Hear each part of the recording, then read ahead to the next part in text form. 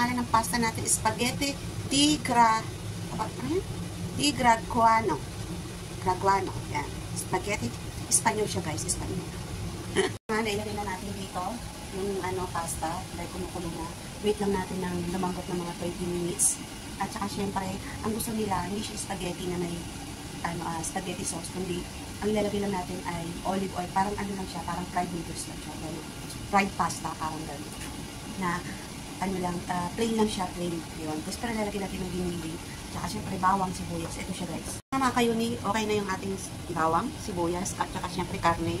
Hindi mawawala yan. At kumukulo na, malapit na maluto yung ating pasta. Wait pa natin ng 5 minutes kasi medyo matigas pa siya. Matigas pa ang pasta natin, kaya wait pa natin. Okay? So, okay na yung pasta natin. At syempre, yung kawali, pinapainit ko lang siya. At na tayo ng ginili. Okay? So, guys.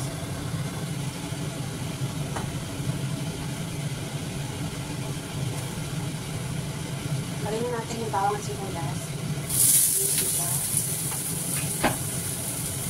Lagyan natin ng apoy.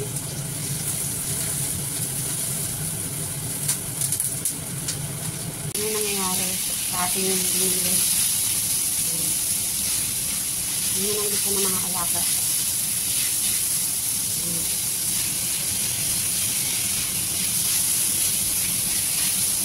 Nilagay ko na yung noodles. Yun ang gusto nila. Para ng dami. Kaya ko nito mamaya. Wait lang, guys, hahaluin ko lang na maigi. Maigi, guys. Baka masunog. Okay na siya, guys. Okay na. Tignan natin. Okay na siya, guys. Inikman ko na siya, guys. Wala nga. Siya, guys.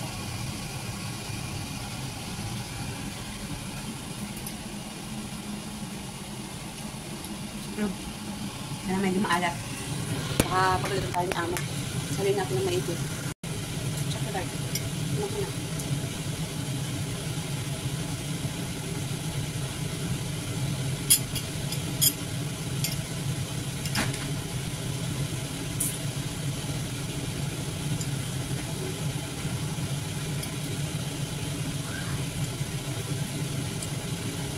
Guys, nakayuni. Yan, ganyan lang po siya, guys. Yan, plain. Ano na siya, gisa-gisa lang, ganun.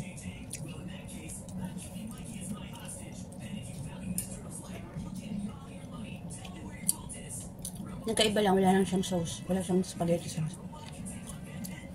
Dapat oily to eh. Kaya lang, hindi ko siya nilagyan masyado kasi magagalit yung amo ko.